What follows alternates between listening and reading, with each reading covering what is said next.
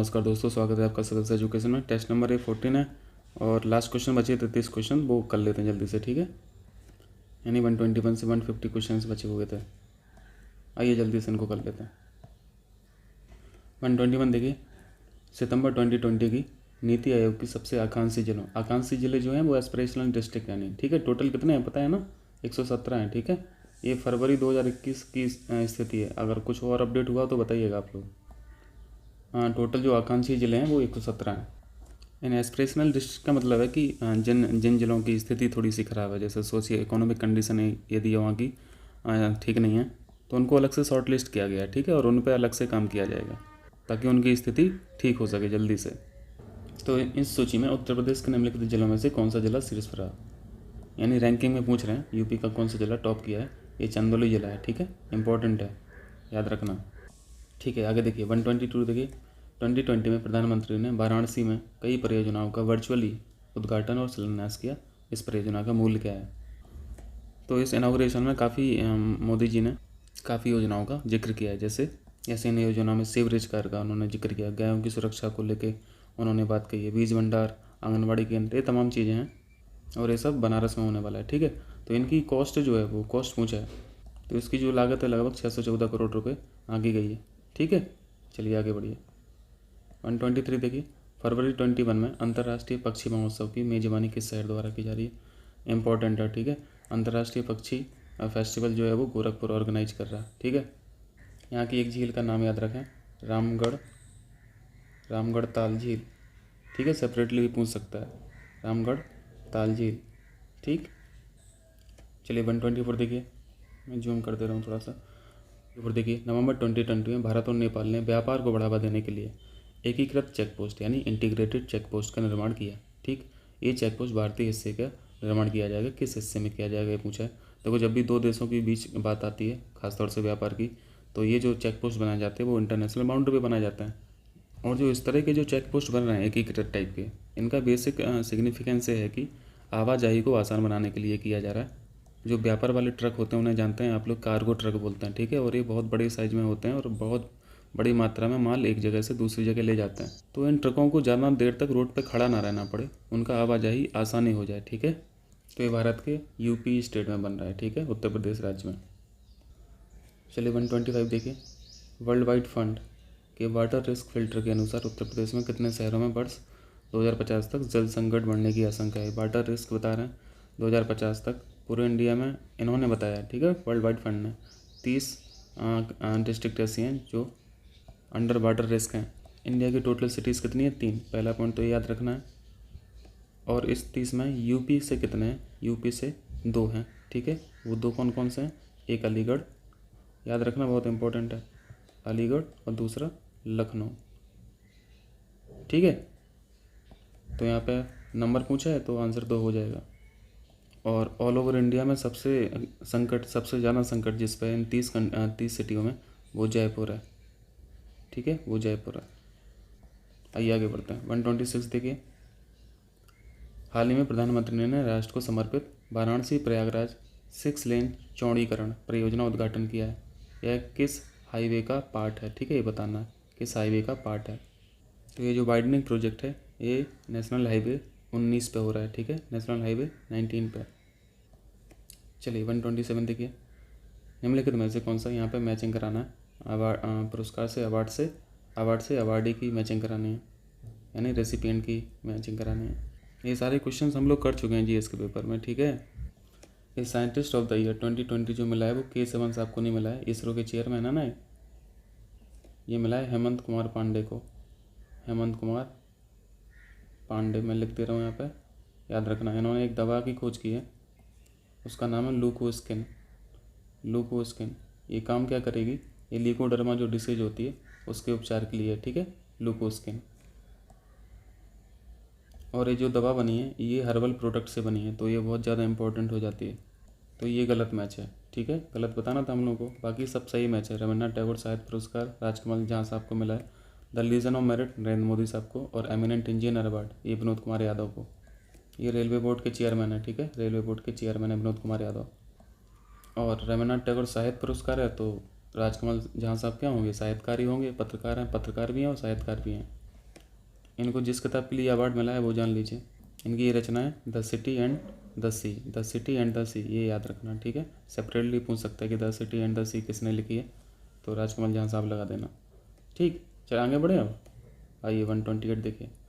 निम्नलिखित में से किसे लोकसभा के महासचिव के रूप में नियुक्त किया गया था। तो स्पीकर अलग चीज़ है, ठीक है, और सेक्रेटरी जनरल अलग है, ठीक है, महासचिव अलग होता है। महासचिव को जो अपॉइंट किया गया वो उत्पल कुमार सिंह को किया गया, ठीक। जस्ट फैक्ट याद रख लो बस।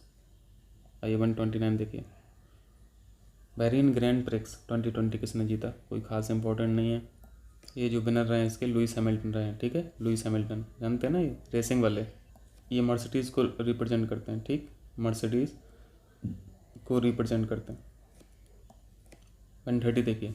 हॉकर संस्कृति, ये इंपॉर्टेंट क्वेश्चन है, आर्ट एंड कल्चर का क्वेश्चन है। हॉकर संस्कृति के संदर्भ में हम लोग को बताना है। हाल ही में से यूनेस्को द्वारा मानवता की अमूर्त सांस्कृतिक विरासत सूची में शामिल किया गया। तो ये कल्चर कहाँ पे प्रिवेलेंट है, ये हम लोगों को जानना है। हॉकर संस्कृति का मतलब जो आप स्ट्रीट फूड वाला देखते हैं ना हिसाब, वही चीज़ है कि सामने स्ट्रीट फूड है की शॉप है और सामने आपको वहाँ पे टेबल कुर्सी लगी हुई है, आप बैठिए, आप ऑर्डर करिए और आप अपना फूड को कंज्यूम करके जाइए। और ये कल्चर तो आजकल हर जगह है, आप इंडिया में भी देख सकते हैं। ये चीज़ देखिए, ये हॉकर संस्कृति है। ये सामने आपको फूड की ये शॉप दिख रही है, ठीक, और खुले में ही ओपन स्पेस में ये लोग बैठ के वहाँ पे फूड ऑर्डर करके अपना फूड कंज्यूम करते हैं। ये हॉकर संस्कृति है, ठीक है। और ये कल्चर जो है वो सिंगापुर की है, पहली चीज़ सिंगापुर की। इसमें हो क्या रहा है आपने देख लिया है, भारत में सड़क पर भोजन पकाने परोसने की लोकप्रिय शैली है। भारत में भली प्रिवेलेंट हो गई है, लेकिन इस कल्चर के जो पायनियर हैं वो तो सिंगापुर ही है ना। तो ये जो लोकप्रिय शैली है वो सिंगापुर की है, भारत की नहीं है। तो ये पॉइंट गलत हो गया। पहला पॉइंट में क्या है, ये यूनेस्को द्वारा मानवता की अमूर्त सांस्कृतिक विरासत सूची में शामिल किया, ये बिल्कुल सही है। तो पॉइंट नंबर 1 सही हो गया, ठीक। आगे बढ़ें। 131 देखिए। इन्वेस्ट इंडिया को वर्ष 2020 के संयुक्त राष्ट्र निवेश संवर्धन पुरस्कार, यहाँ पर देख लीजिए, United Nations investment promotion award. तो इस क्वेश्चन में हम लोग को कुछ सीखने को क्या मिला। अवार्ड ये जो मिला है वो इन्वेस्ट इंडिया को मिला है, ठीक है। ये ऑर्गेनाइजेशन इंडिया की इन्वेस्ट इंडिया, इसको मिला है।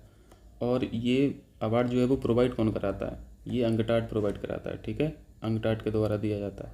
अंगटाड आप समझते हैं, इसका हेडक्वार्टर कहाँ है, हेडक्वार्टर जेनेवा में है, ठीक है। जेनेवा यानी स्विट्ज़रलैंड में।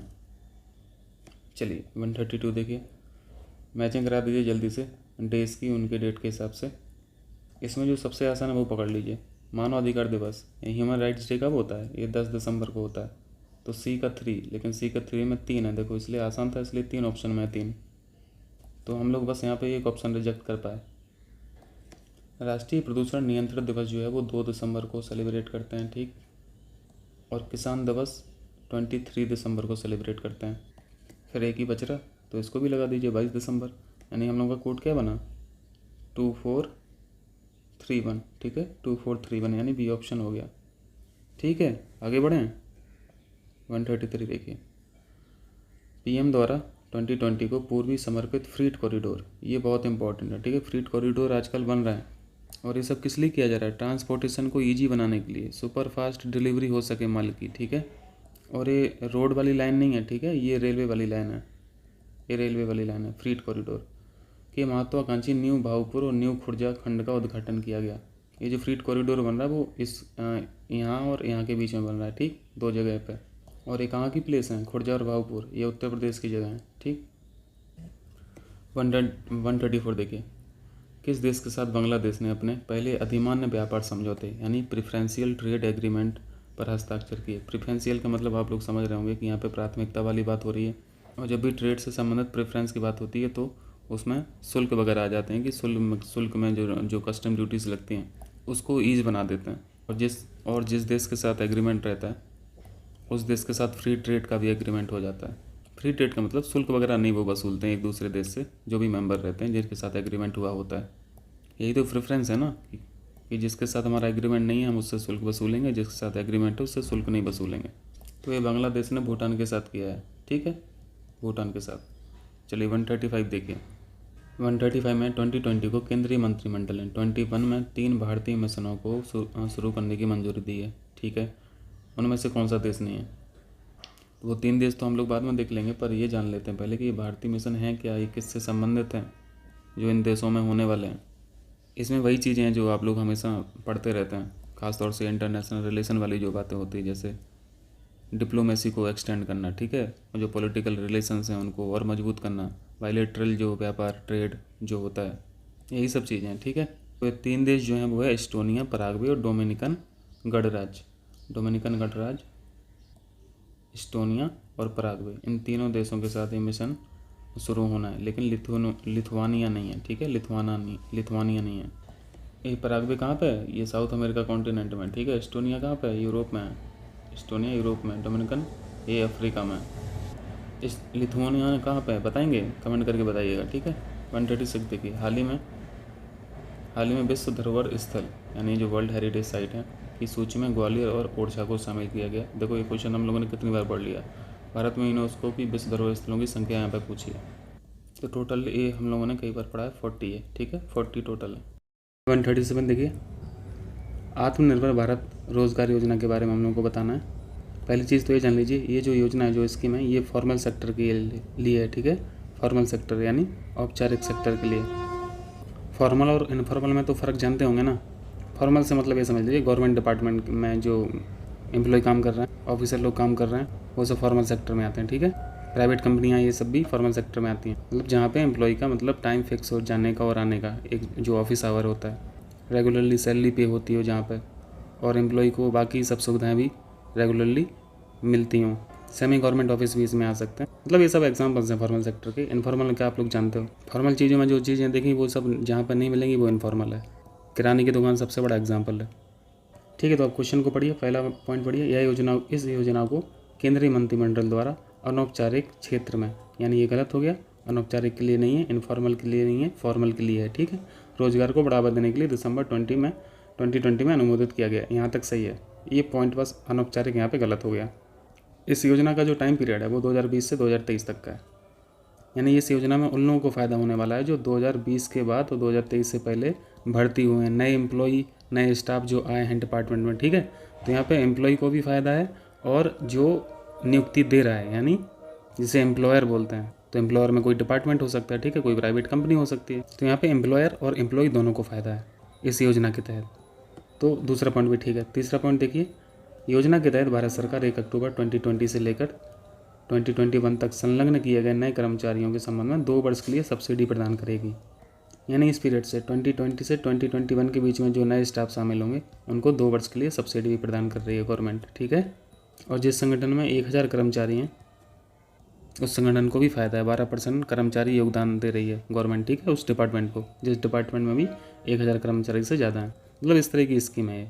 तो पॉइंट नंबर 3 भी सही है, ठीक है। पॉइंट नंबर 1 गलत हो गया, यानी 2 और 3 सही हैं, बस 2 और 3 सही हैं, ठीक है। आगे बढ़ें, चलिए 138 देखिए, ये इंपॉर्टेंट क्वेश्चन है, आसान है लेकिन। 2020 को जलवायु आपातकाल यानी क्लाइमेट इमरजेंसी की घोषणा किसने की, किस देश ने की? तो ये न्यूजीलैंड में समस्या थी, ठीक है।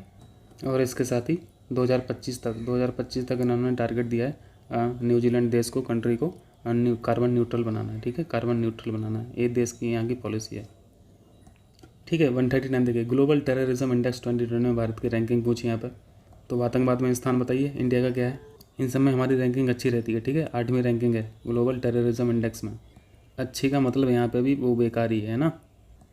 इस इंडेक्स को जो जारी करती है संस्था उसका नाम है IEP, ठीक है, ये इंपॉर्टेंट है, institute for economics and peace. यहाँ पे लिख दूँ, बोल दे रहा हूँ, institute for economics and peace, ठीक है। और ये ऑस्ट्रेलिया में है, ये संस्था ऑस्ट्रेलिया से एक्टिव है। ऑस्ट्रेलिया कहाँ पे? सिडनी में इसका हेडक्वार्टर है, ठीक। पहली रैंकिंग बहुत इंपॉर्टेंट है। सबसे आतंकवाद जहाँ पे एक्टिव है वो अफगानिस्तान को उन्होंने बताया इस रिपोर्ट में, ठीक है। अफगानिस्तान याद रखना, अफगानिस्तान की रैंक फर्स्ट है, ठीक है, और इंडिया की 4 है। चलिए 140 देखिए, हाल ही में समाचार में रहा नोंगपोक सेकमई क्या है? ये जस्ट फैक्ट है, आप जान लीजिए। ये भारत का सर्वश्रेष्ठ पुलिस स्टेशन है, ठीक है, 2020 का ये कहाँ का best police station of India, ठीक। और ये मणिपुर में है, ठीक है, मणिपुर में। ये नाम याद रखना, नोंगपोक सेकमई। इमेज को देखिए, मैं जूम कर दे रहा हूँ, दिख रहा है, नोंगपोक सेकमई, ठीक है, मणिपुर याद रखना। ये इंडिया का सबसे बेस्ट पुलिस स्टेशन है, ठीक है। चलिए वापस क्वेश्चन पर चलते हैं। 141 ये भी इम्पोर्टेंट है। 2020 में कोलकाता के माजर हाट पुल का नाम बदल कर क्या रख दिया। देखो ये पुल जो नाम चेंज किया वो तो इन्हीं की श्रद्धांजलि पे बनाया गया, ठीक है, सुभाष चंद्र बोस पुल। लेकिन इस पुल का नाम सुभाष चंद्र बोस पुल नहीं है, श्रद्धांजलि जरूर थी इनकी। सुभाष चंद्र बोस साहब की 125 जयंती थी, ठीक है। बोस साहब को श्रद्धांजलि देने के लिए इस पुल का नाम बदला गया, ठीक है। लेकिन पुल का नाम जय हिंद पुल है, ठीक है, ना कि सुभाष चंद्र बोस पुल। ये याद रखना थोड़ा सा, अच्छा क्वेश्चन है, जय हिंद पुल, ठीक है। आगे बढ़ें। जो 142 देखिए, मार्ग अभ्यास, पास एक्स, इसका फुल फॉर्म यदि लिखेंगे तो पैसेज एक्सरसाइज है, ठीक है, पैसेज एक्सरसाइज। ये पैसेज को हिंदी में लिख रहे हैं मार्ग। तो इस एक्सरसाइज के बारे में क्या जानना है, ये इंडिया का और रसिया का बायलैटरल एक्सरसाइज है, ठीक है, इंडिया और रसिया। लेकिन किस सेना का, आर्मी का है या फिर एयरफोर्स का है। ये आर्मी का है। ये आर्मी का है या फिर नेवी का है या फिर एयरफोर्स का है। तो ये नेवी का है, ठीक है, नेवी का। ये भी ध्यान रखना पड़ता है, ये भी पूछ लेता है, क्योंकि यहाँ पे वायुसेना लिखा है, ठीक है, लेकिन वायुसेना का नहीं है, ये नेवी का है, यानी नौसेना का अभ्यास है। भारत और रूस का नौसेना का अभ्यास, वायुसेना की वजह से यहाँ पे गलत हो गया क्वेश्चन, ठीक है, पॉइंट नंबर 1 गलत हो गया। दूसरे पॉइंट में लगा यह पूर्वी हिंद महासागर, यानी it was conducted in the eastern Indian Ocean region. ये सही है, ठीक है, पूर्वी हिंद महासागर क्षेत्र में इसको ऑर्गेनाइज किया गया। तो पॉइंट नंबर 2 सही है, यानी केवल 2 ठीक है इसमें, ठीक। आगे बढ़ें। चलिए 143 देखिए, किसे मैगजीन टाइम का किड ऑफ द ईयर 2020 नामित किया गया। वेरी वेरी इंपॉर्टेंट, ठीक है, वेरी वेरी इंपॉर्टेंट। इस पिक्चर को देखिए, टाइम मैगजीन पे इनकी पिक्चर दिख रही है, किड ऑफ द ईयर आपको दिख रहा होगा। नाम है इनका गीतांजलि राव, ठीक है, गीतांजलि राव। ये सिर्फ 15 साल की हैं, इन्होंने इतनी बड़ी अचीवमेंट प्राप्त की है। इन्होंने भी साइबर बुलिंग पे काम किया है, ठीक है, साइबर बुलिंग हम लोगों ने कल पढ़ा था, कल वाली टेस्ट में पढ़ा था साइबर बुलिंग क्या होता है।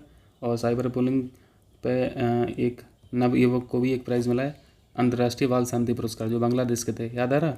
उन्होंने भी साइबर बुलिंग पे काम किया है, यानी इनको रोकने के लिए, साइबर बुलिंग जो हो रही है इसको रोकने के लिए काम किया था उन्होंने।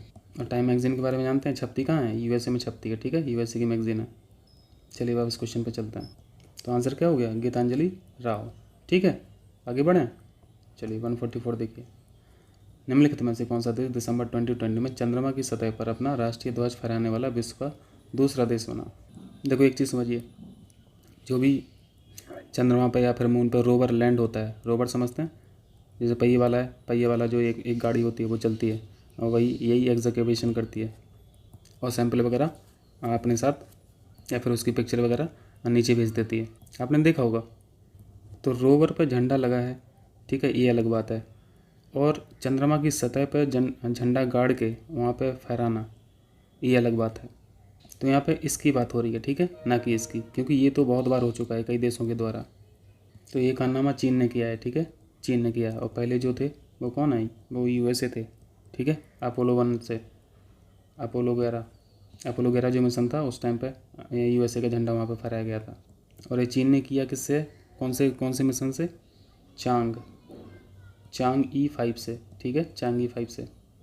चलिए 145 देखिए, नरेंद्र सिंह कपानी का हाल ही में निधन हो गया, उन्हें माना जाता है। वेरी वेरी इंपॉर्टेंट, ठीक है, वेरी वेरी इंपॉर्टेंट। ये साइंटिस्ट हैं, ठीक है, साइंटिस्ट थे, किस में, फिजिक्स में, फिजिक्स फील्ड में, भौतिकी में। और उसके साथ साथ ये सोशल एक्टिविस्ट भी थे, तो बहुत अच्छी बात है। साइंटिस्ट होने के बाद भी उनको इतना समय मिल जा रहा था सोशल एक्टिविटी करने का। और ये सबसे जिसके लिए जाने जाते हैं वो है फादर ऑफ फाइबर ऑप्टिक्स, ठीक है, फाइबर ऑप्टिक्स के जनक। वेरी वेरी इंपॉर्टेंट, याद रखना इसको।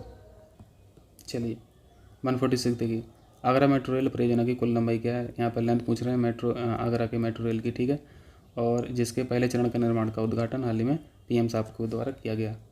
अब यहाँ पे पहले चरण की बात उन्होंने की है, तो पहले चरण का जो काम हुआ है वो सिकंदरा से, यहाँ पे लिख दे रहा हूँ, सिकंदरा से ताज ईस्ट, ठीक है, ताज ईस्ट गेट, यहाँ के बीच में एक लाइन बनी है, ठीक है। बट जो दो चरणों में होगा ये काम पूरा, और दोनों चरणों की जो टोटल लंबाई है वो 29.4 किलोमीटर है, ठीक है, 29.4 किलोमीटर, ठीक। आगे बढ़ें।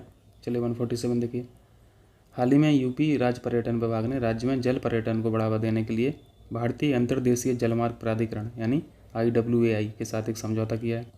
ये पहली संस्था देख लीजिए क्या है, inland waterways authority of India.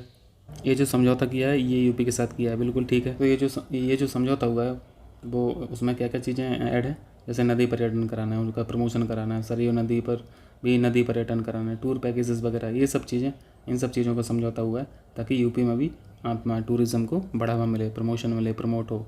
UP में भी नदियों में फ्लाइंग बोट्स चले, टूरिज़्म के लिए लोग अट्रैक्ट हों, तो फिर यूपी गवर्नमेंट का भी रेवेन्यू कलेक्ट होगा। ठीक है, दूसरा पॉइंट पढ़िए, भारतीय अंतर्देशीय जलमार्ग प्राधिकरण, मतलब इसी की बात कर रहे हैं कि हेडक्वार्टर जो है उत्तर प्रदेश के नोएडा में। ये इंपॉर्टेंट पॉइंट है, ठीक है, ये इंपॉर्टेंट पॉइंट है।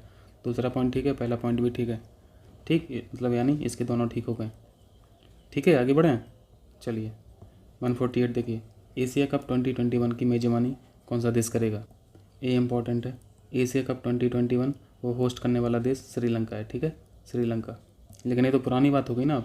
आप लोग बताना ये सस्पेंड हो गया था या फिर हुआ था, मैंने देखा नहीं, सर्च नहीं किया, आप लोग बता देना क्लियर करके, क्योंकि ये पुराना करंट हो गया ना। एक्चुअली दृष्टि ने तो जून के हिसाब से टेस्ट सीरीज़ बनाई है, तो इसको थोड़ा सा देख लेना आप लोग, मैंने इसको सर्च नहीं किया।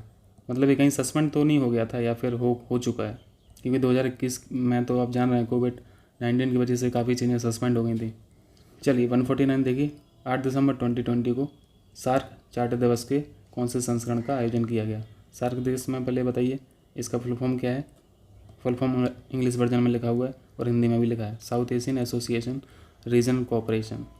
फुल फॉर्म से ये चीज़ क्लियर हो जाती है कि ये एशिया का जो ये क्षेत्र जो है वो साउथ वाला है या फिर साउथ ईस्ट वाला है, तो इससे काफ़ी चीज़ें क्लियर हो जाती ना। जैसे साउथ ईस्ट वाला यदि रीजन आ जाता है, जैसे एशियन है, तो एशियन की तो इंडिया कंट्री है नहीं ना, एक मेंबर है नहीं इंडिया, क्योंकि इंडिया आता ही नहीं है साउथ ईस्ट में। बट ये बहुत ज़्यादा लॉजिक कारण नहीं है, फिर भी एक लिंक करने के लिए, लेकिन इंडिया साउथ एशिया में आता है। ठीक है, सारे में कितनी कंट्री हैं? टोटल 8 कंट्री हैं। ठीक, और 8 कंट्री कौन कौन सी हैं? जैसे अफगानिस्तान हुआ, ठीक है, बांग्लादेश हुआ, इंडिया, मालदीव, नेपाल, पाकिस्तान, श्रीलंका, भूटान। ठीक है, ये सब कंट्री हैं, इसके मेंबर कंट्री हैं। तो ये एडिशन पूछ रहे हैं, तो अभी कौन सा एडिशन हुआ? अभी 36वां एडिशन हुआ। तो ये तो बड़ा कठिन टाइप का क्वेश्चन है, अब एडिशन कहाँ याद रहेगा।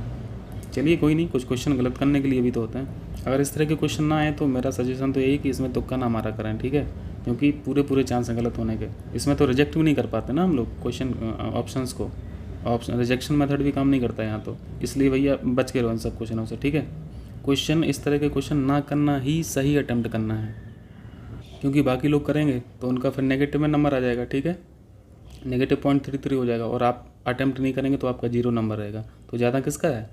0 वाले का ज़्यादा। इसमें कौन बड़ा कौन है? 0 बड़ा है। तो जिसमें ब्लैंक रहें आप उसमें मत तुक्का लगाया कीजिए। चलिए 150 देखिए, वर्ष 2020 के लिए संस्था का श्रेणी में संयुक्त राष्ट्र जनसंख्या पुरस्कार, यानी यहाँ पे मैं इरेज कर दे रहा हूँ, इंग्लिश वर्जन दिख नहीं रहा, UN population award for 2020। UN population award जो मिला है वो हेल्पेज इंडिया को मिला है। ये क्वेश्चन इंपॉर्टेंट है, ठीक है। हेल्पेज इंडिया से इनके नाम से समझ में आ रहा होगा कि ये किसके लिए काम करते होंगे, ये बुज़ुर्गों के लिए काम करते होंगे, ठीक है। डिप्राइव्ड लोग जो हैं, जो वंचित लोग हैं, उनके लिए काम करते होंगे, उनके लिए ये काम करने वाली संस्था है, ठीक, हेल्पेज इंडिया। तो ये हम लोगों ने यहाँ पे 14 टेस्ट पूरे कर लिए हैं, ठीक है। 15-16 और बचा है, बहुत जल्दी से कर लेंगे, ठीक है। सुबह रिकॉर्ड करेंगे। अब तो अभी जस्ट ऑफिस से आया हूँ तो रिकॉर्ड किया हूँ, यानी आधा वीडियो अभी रिकॉर्ड किया हूँ, आधा सुबह किया था। चलिए आप लोगों का बहुत बहुत शुक्रिया, और अच्छे से पढ़ते रहें, क्योंकि अब समय 2 महीने बचे हैं लगभग, और अभी 2 महीने बस प्री के लिए रगड़ दीजिए अच्छे से। Okay, thank you.